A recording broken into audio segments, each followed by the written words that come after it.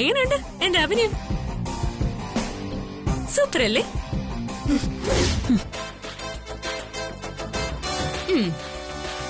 ഈ വീഡിയോ ഞാൻ DKക്ക് അയച്ചു കൊടുക്കും. സോഷ്യൽ മീഡിയയിൽ ഇത് വൈറലാവും.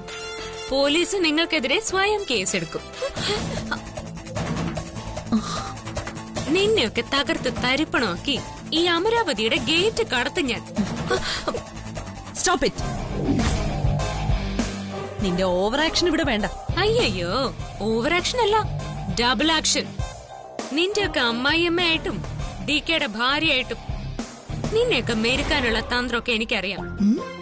മര്യാദക്ക് എനിക്ക് ഫുഡ് ഉണ്ടാക്കി തരുന്നോ അതോ നീയൊക്കെ ഇവിടുന്ന് പുറത്തു പോകുന്നോ?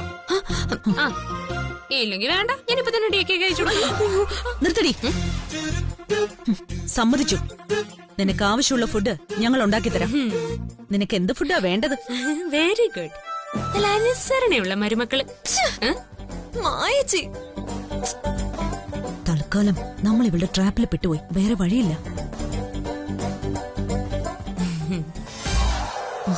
പറയടി, നിനക്ക് എന്താ വേണ്ടത്? പറയാം. ഉണ്ണാൻ നല്ല കുത്തരി ചോറ് വേണം. ചോറുണ്ണാൻ നല്ല നെയ്മീൻ കറിയും.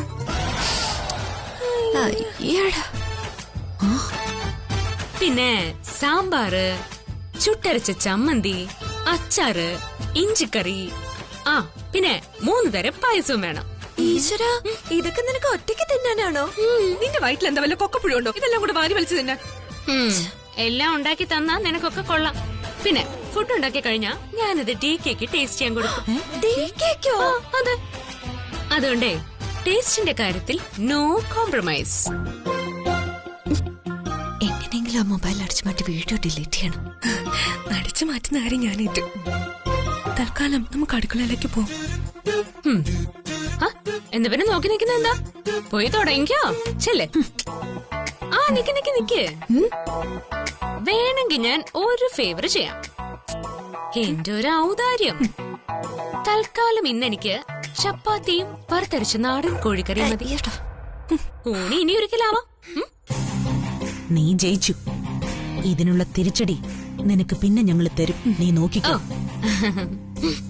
ചെല്ലുന്നേ. വടി.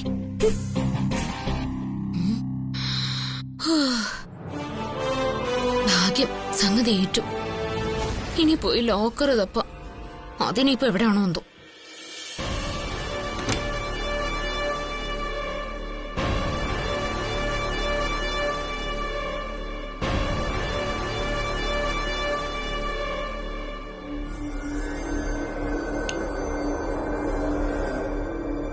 സുപ്രിയയുടെ ഈ മുറിയിൽ നിന്നും എന്തെങ്കിലും തെളിവ് കിട്ടാതിരിക്കില്ല.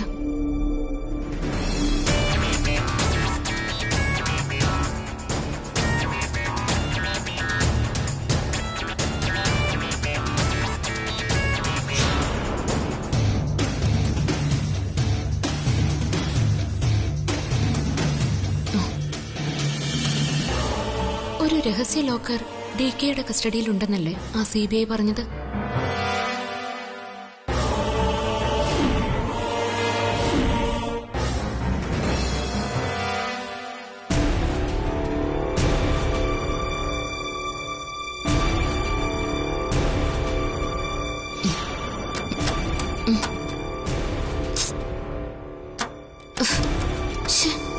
ഇത് തുറക്കുന്നില്ലല്ലോ. ഇതിന്റെ താക്കോൽ എവിടെയാണോ എന്തോ.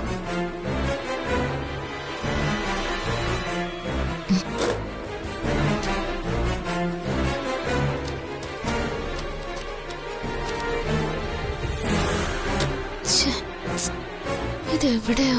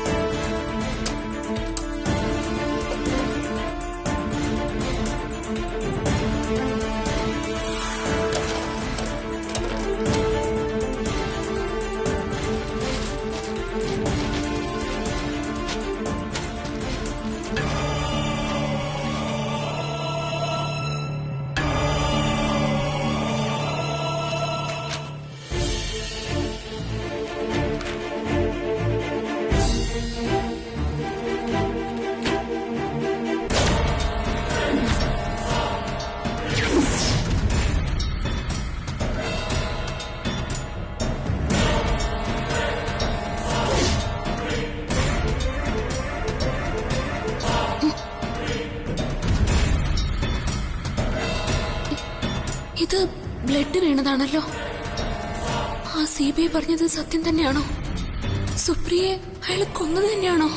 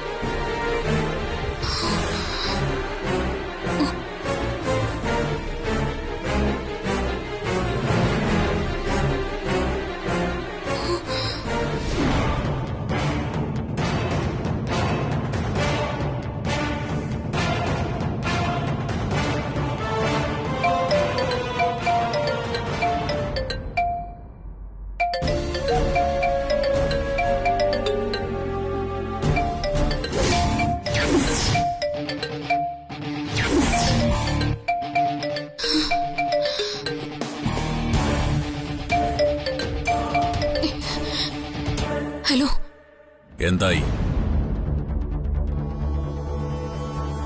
എന്തെങ്കിലും തെളിവുകൾ കിട്ടിയോ? നിങ്ങൾ ഇങ്ങനെ എപ്പോഴും വിളിച്ച് എന്നെ ബുദ്ധിമുട്ടിക്കണമെന്നില്ല. എന്തെങ്കിലും കിട്ടുമ്പോ ഞാൻ അറിയിച്ചോളാം. ഞാൻ ആരാണെന്നുള്ള കാര്യം നീ മറന്നുപോകുന്നു. ഞാൻ ആരാണെന്ന് നിങ്ങൾക്കും അറിയില്ല. എന്റെ അച്ഛന്റെ പേരിൽ കള്ളക്കേസ് ഉണ്ടാക്കി ജയിലിലടയ്ക്കെന്ന് പറഞ്ഞ് ഭീഷണിപ്പെടുത്തിയിട്ടാ ഞാനിപ്പോ ഇതിനൊക്കെ കൂട്ടു നിൽക്കുന്ന. അത് ഓർമ്മയുണ്ടായിരിക്കണം എപ്പോഴും. എത്രയും പെട്ടെന്ന് നീ ആ തെളിവുകൾ കണ്ടെത്തിയേ തീരൂ. ഇല്ലെങ്കിൽ എന്ത് സംഭവിക്കുമെന്നറിയാലോ. അയ്യോ, ഞാൻ ശ്രമിക്കുന്നുണ്ടെന്ന് പറഞ്ഞല്ലോ. ആ DK പോലൊരു ബുദ്ധിരാക്ഷസൻ മറച്ചു വെച്ച തെളിവാ ഞാൻ കണ്ടുപിടിക്കാൻ നോക്കുന്നേ. അതിന് കുറച്ച് സമയം എടുക്കൂലേ? ഞാനിപ്പോ കുറച്ച് പ്രശ്നത്തിലാ. ഞാൻ പിന്നെ വിളിക്കാം.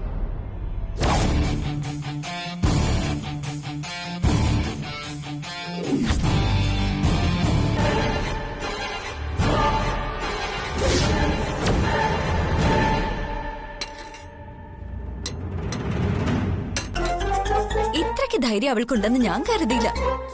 എത്ര പെട്ടെന്ന് അവളുടെ ഭാവം മാറിയത്. അല്ല, നമ്മൾ ഈ ബ്ലാക്ക് മെയിലിങ്ങിന് നിന്ന് കൊടുക്കണോ താരേച്ചി? DK പോലും ഇഷ്ടത്തോടെയല്ല അവളെ ഈ വീട്ടില് താമസിക്കാൻ അനുവദിച്ചത്.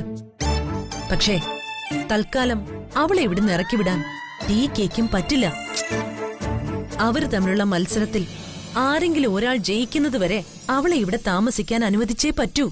എന്ന് കരുതി നമ്മൾ അവളുടെ ഭീഷണിക്ക് വഴങ്ങി ഇങ്ങനെ ഭക്ഷണം ഉണ്ടാക്കി കൊടുക്കേണ്ട വല്ല ആവശ്യമുണ്ടോ? ഇതിനകത്ത് വല്ല വിഷവും കലക്കി കൊടുത്ത് ഞാൻ അവളെ കൊല്ലും. അല്ല, അവള് ഫേസ്ബുക്കിൽ ലൈവ് പോയി നമുക്കെന്താ? എന്തായാലും ഇത് വലിയ നാണക്കേടായി പോയി മായച്ചി. ഈ സോഷ്യൽ മീഡിയയുടെ ശക്തി നമ്മൾ വിചാരിക്കുന്നതിലും അപ്പുറമാ. അവളൊരു ലൈവ് പോയി അമരാവതിയിൽ അവളെ പട്ടിണിക്കിട്ട് കൊല്ലാൻ ശ്രമിക്കുന്നു പറഞ്ഞ അവൾക്കൊരു നാണക്കേടുമില്ല. പക്ഷേ DKക്ക് അത് നാണക്കേടാണ്. DKക്ക് നാണക്കേടുണ്ടാക്കുന്ന ഒരു കാര്യവും നമ്മളായിട്ട് ചെയ്യാൻ പാടില്ല. അതുകൊണ്ടാ ഞാൻ അതിന് സമ്മതിച്ചത്. എന്നാലും നമ്മൾ ഭക്ഷണം ഉണ്ടാക്കി അവൾക്ക് കൊടുക്കുന്ന കാര്യം ഓർക്കുമ്പോഴാ എനിക്കാകെ സങ്കടം തോന്നുന്നത്. അമ്മ കാരണം നമുക്ക് ഈ ഗതികേട് അനുഭവിക്കേണ്ടി വന്നത്. അവള് DKയുടെ കാറി കയറ്റി ഒളിച്ചിരുത്താൻ അമ്മ കാണിച്ച മണ്ടത്തരം ഓർക്കുമ്പോഴാ. അത് മണ്ടത്തരമല്ല, അമ്മയുടെ അതിബുദ്ധി. DK അവളും തമ്മിൽ അടുക്കാനുള്ള വഴിയൊരുക്കൽ. അതിനു വേണ്ടിയാ അമ്മ ഇതൊക്കെ ചെയ്യുന്നേ. അല്ലാതെ മണ്ടത്തരം കാണിക്കാനേ അത്രയ്ക്ക് ബുദ്ധിയില്ലാത്തവളല്ല അമരാവതിയിലെ പത്മാവതി അമ്മ. അമ്മയ്ക്ക് അവളോടുള്ള ഇഷ്ടം നമുക്കറിയാത്തതല്ലോ. അമ്മ വിചാരിക്കുന്നത് സുപ്രിയന്റെയും DKയും തമ്മിൽ സ്നേഹിച്ചതുപോലെ DK ഈ ബേക്കറിക്കാരിയെ സ്നേഹിക്കുന്ന. അതൊരിക്കലും സംഭവിക്കാൻ പോകുന്നില്ലെന്ന് അമ്മയ്ക്കറിയില്ലല്ലോ.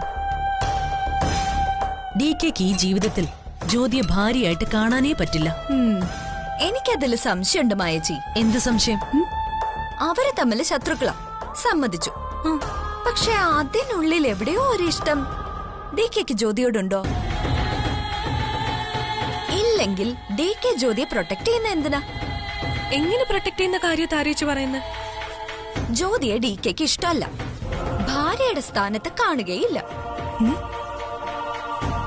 പക്ഷെ ഒരു ഭാര്യയുടെ മറ്റെല്ലാ അധികാരവും DK അമരാവതിയിലെ ജ്യോതിക്ക് കൊടുക്കുന്നുണ്ടല്ലോ. അതെന്തിനാ? മറ്റുള്ളവരുടെ മുന്നിൽ വെച്ച് ജ്യോതിക്ക് വേണ്ടി നമ്മളോട് പോലും എതിർത്ത് സംസാരിക്കുന്നുണ്ട്. അങ്ങനെ അവളെ പ്രൊട്ടക്ട് ചെയ്യേണ്ട ഒരാവശ്യവും ഇല്ല. ആവശ്യമുണ്ട് താരേ. നാട്ടുകാരുടെ മുന്നിൽ ജ്യോതി DKയുടെ രണ്ടാം ഭാര്യ. എല്ലാ ആർഭാടങ്ങളോടും കൂടിയാ കല്യാണം നടന്നത്. നാട്ടുകാരെല്ലാം അതിന് സാക്ഷികളുമാണ്. അവർക്ക് മുന്നിൽ അവളെ സംരക്ഷിച്ചു പിടിക്കേണ്ടത് ഒരു ഭർത്താവ് എന്ന നിലയിൽ DKയുടെ ഗതികേടാണ്. അതാണ് സത്യം. അതിലിപ്പതാ ഇങ്ങനെ നമ്മളൊരു ഭാഗമാണ്. അപ്പൊ ഇനി ജീവിതകാലം മുഴുവനും നമ്മൾ അവൾക്ക് ഇങ്ങനെ ഭക്ഷണം ഉണ്ടാക്കി കൊടുത്ത് ജീവിക്കണോ? എനിക്കങ്ങ് വയ്യ.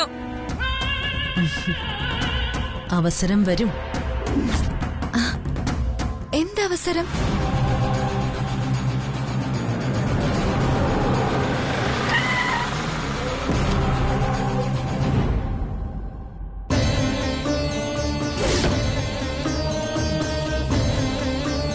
എന്തവസരം വരുന്ന മായച്ചി പറയുന്നത്? അവളെ ഇവിടെ ഓടിക്കാനുള്ള അവസരം നമ്മളെ തേടി വരും. എനിക്കുറപ്പാ.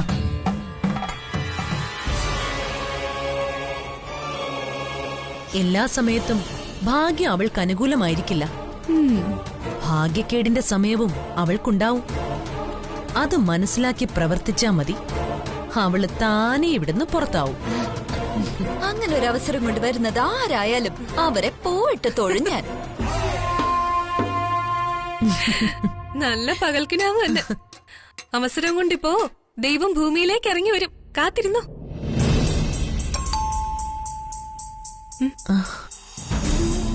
ചിത്രേ, ചെന്ന് ആരാണെന്ന് നോക്ക്. അവളുടെ വീട്ടിൽ നിന്ന് ആരെങ്കിലും ആയിരിക്കും. അമരാവതിയിലെ പുതിയ അമ്മായിയമ്മയായിട്ട് മകള് വാഴല്ലേ. അപ്പൊ പിന്നെ വിശേഷങ്ങൾ അറിയാൻ വരാതിരിക്കാനാവില്ലല്ലോ. അവളുടെ വീട്ടുകാരെ കാണുന്ന തന്നെ എനിക്ക് അലർജിയാ. ചെല്ല്, ചെന്ന് ആരാ നോക്കിട്ട് വേഗം വാ. ചെലപ്പോ നമുക്കൊരു ചാൻസ് കിട്ടിയാലോ. നോക്കട്ടെ.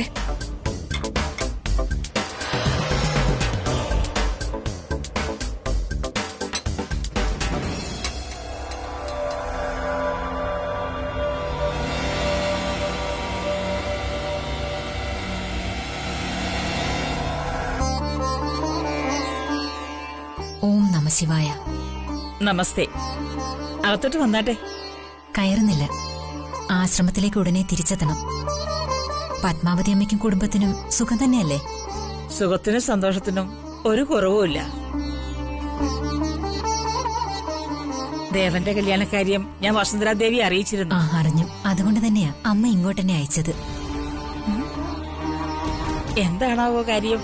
വസുന്ധരാദേവിക്ക് ദേവനോടുള്ള വാത്സല്യം ഞങ്ങൾക്ക് എല്ലാവർക്കും അറിയാം. കല്യാണത്തിന് സംഭവിച്ച കാര്യങ്ങളൊക്കെ അമ്മ അറിഞ്ഞിട്ടുണ്ട്. ചേരാത്തത് തമ്മിലാണല്ലോ ഇപ്പൊ ഒരുമിച്ച് ചേർന്നത്. അത് തന്നെ എന്റെ സങ്കടം. അവരൊരുമിച്ച് സന്തോഷത്തോടെ ജീവിച്ചു കാണാനാ എനിക്ക് ആഗ്രഹം. ദേവിക്കും അത് തന്നെ ആഗ്രഹം. അവരുടെ ഇടയിലുള്ള പിണക്കങ്ങൾ തീർക്കാനുള്ള ഒരവസരം ഇപ്പൊ കൈവന്നിട്ടുണ്ട്. അങ്ങനെയാണെങ്കിൽ എത്ര നന്നായിരുന്നു.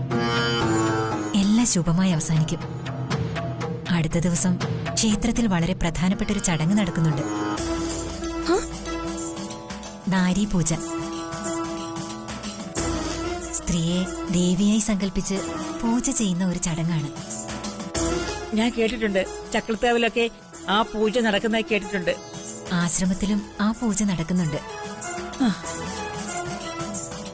ആ പൂജയിൽ ദേവനെയും ഭാര്യയും പങ്കെടുപ്പിച്ചാൽ ഈ പ്രശ്നങ്ങളൊക്കെ പരിഹരിക്കാൻ കഴിയുമെന്നാ അമ്മയ്ക്ക് ദർശനം കിട്ടിയത്. ആണോ? മൈ ലിറ്റിൽ കണ്ണ, നീ രക്ഷിച്ചു. നാരീ പൂജയ്ക്ക് രണ്ടുപേരോടും ഒരുങ്ങിക്കൊള്ളാൻ പറഞ്ഞോളൂ.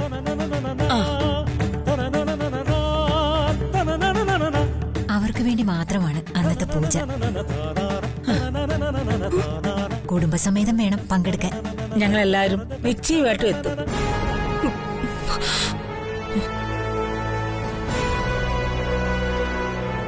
വന്ന കാര്യം കഴിഞ്ഞു. എന്നാ ഞാൻ ഇറങ്ങട്ടെ. അല്ല, കുടിക്കാൻ എന്തെങ്കിലും? ആശ്രമത്തിൽ നിന്ന് ഇറങ്ങിയാൽ തിരികെ എത്തുന്നത് വരെ പുറത്തുനിന്നൊന്നും കഴിക്കരുതെന്നാണ് ഇപ്പോഴത്തെ രീതി. അപ്പൊ ശരി. ഓം നമ ശിവായ. നമസ്തേ.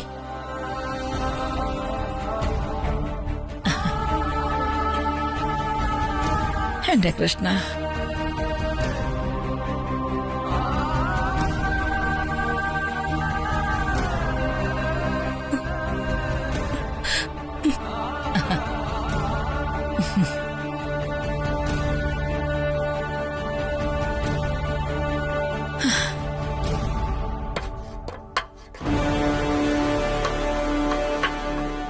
മായിച്ചി, എന്താടി, ആരാ വന്നത്? ആ ബേക്കറിക്കാരുടെ വീട്ടിൽ നിന്ന് ആരെങ്കിലും ആണോ? അല്ല, ഒരു ദുരന്തം വരുമ്പോ ഒരുമിച്ചല്ലേ വരൂ, അതുകൊണ്ട് ചോദിച്ചതാ. ഇനി അവർക്കൂടെ നമ്മൾ വെച്ച് വിളമ്പേണ്ടി വരുമോ? ഇപ്പൊ തന്നെ എന്റെ സമനില തെറ്റി നിൽക്കുക. അയ്യോ, അതൊന്നും അല്ല. വന്നത് ബേക്കറിക്കാരുടെ വീട്ടിൽ നിന്നും അല്ല, ചായക്കടക്കാരുടെ വീട്ടിൽ നിന്നും അല്ല. അംബിക മഠത്തിന്ന് ഒരു സന്യാസിനിയാണ്. അംബിക മഠത്തിന്നോ? അതെ, അമ്മയെ തിരക്കി വന്നതാ.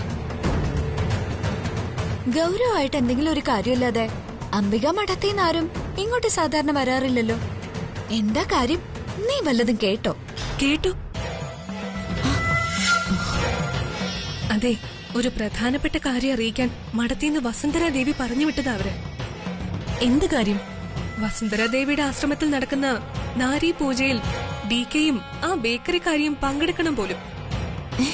അതിന് നേരിട്ട് ക്ഷണിക്കാവുന്നതാ സന്യാസിനി. നാരി പൂജയിലോ? അതിൽ എന്തിനാ ഇവരെ പങ്കെടുപ്പിക്കുന്നത്? ആ, എനിക്കെങ്ങനെ അറിയാം? അതില് കാര്യമുണ്ട്. ഇതൊരു പ്രധാനപ്പെട്ട ചടങ്ങാണ്. ആശ്രമത്തില് എല്ലാ വർഷവും ഈ ചടങ്ങ് നടക്കും. അല്ല, അതിനതൊരു വലിയ ആശ്രമമായിട്ടൊന്നും എനിക്ക് തോന്നിയിട്ടില്ല. ജീവിതം വിട്ട് ഓടിപ്പോയ കുറച്ച് സ്ത്രീകള് ഒരുമിച്ച് ചേർന്ന് ഈശ്വരനാമം ജപിച്ച് കഴിഞ്ഞുകൂടുന്ന ഒരു സ്ഥലം. വസുന്ധര ദേവി അങ്ങനെ കാണരുത്. പറഞ്ഞു വരുമ്പോ എന്റെ അച്ഛന്റെ ഒരു അകന്ന ബന്ധുവായിട്ട് വരും. പാവങ്ങളായ ആൾക്കാർക്ക് വേണ്ടി ആശ്രമത്തിൽ നിന്ന് ഒരുപാട് സഹായങ്ങൾ നൽകുന്നുണ്ട്. വസുന്ധരാദേവി ഒരു സാധാരണ സ്ത്രീയല്ല. ആത്മീയമായ ഒരുപാട് ശക്തിവിശേഷങ്ങളുള്ള ഒരു സ്ത്രീയാണ് അവര്. താനൊരു ആൾദൈവമാണെന്ന് അവരൊരിക്കലും പറഞ്ഞിട്ടില്ല.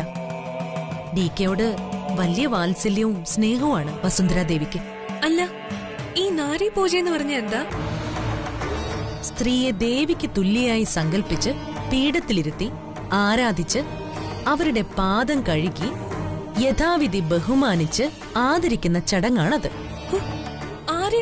ആ ബേക്കറിക്കാരിയാണോ ദേവിയായിട്ട് ആരാധിക്കേണ്ടത്? നടന്നത് തന്നെ. എന്നിട്ട് അവളുടെ പാദവും കഴുകണം.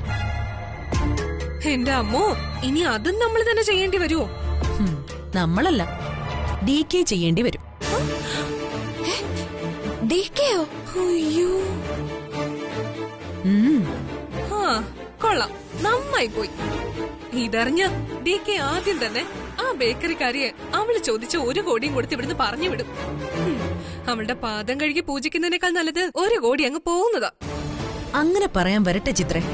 DK അവൾക്ക് 1 കോടിയൊന്നും കൊടുത്ത് ആ ചടങ്ങിൽ നിന്ന് ഒഴിവാകാൻ പോകുന്നില്ല. അതെന്താ? അപ്പോ DK അവളുടെ പാദം കഴുകി പൂജിക്കണമെന്നാണോ വായിച്ചു പറയുന്നത്? അതെ, ആ ചടങ്ങ് DK തന്നെ ചെയ്യേണ്ടി വരും.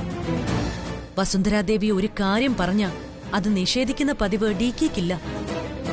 വസുന്ധരാദേവിക്കും DKക്കും ഇടയിൽ ഒരു വലിയ ആത്മബന്ധമുണ്ട്. സ്വന്തം മകനോടെന്ന പോലെയുള്ള വാത്സല്യവും ഉണ്ട്. അത് കൊള്ളാം. ആ ബേക്കറിക്കാരിയെ ദേവിയായി കണ്ട് കാല് പിടിക്കുന്നതിന് പകരം DK കാവി ഉടുത്ത് ആ ആശ്രമത്തിൽ തന്നെ കൂടുന്നതാ നല്ലത്.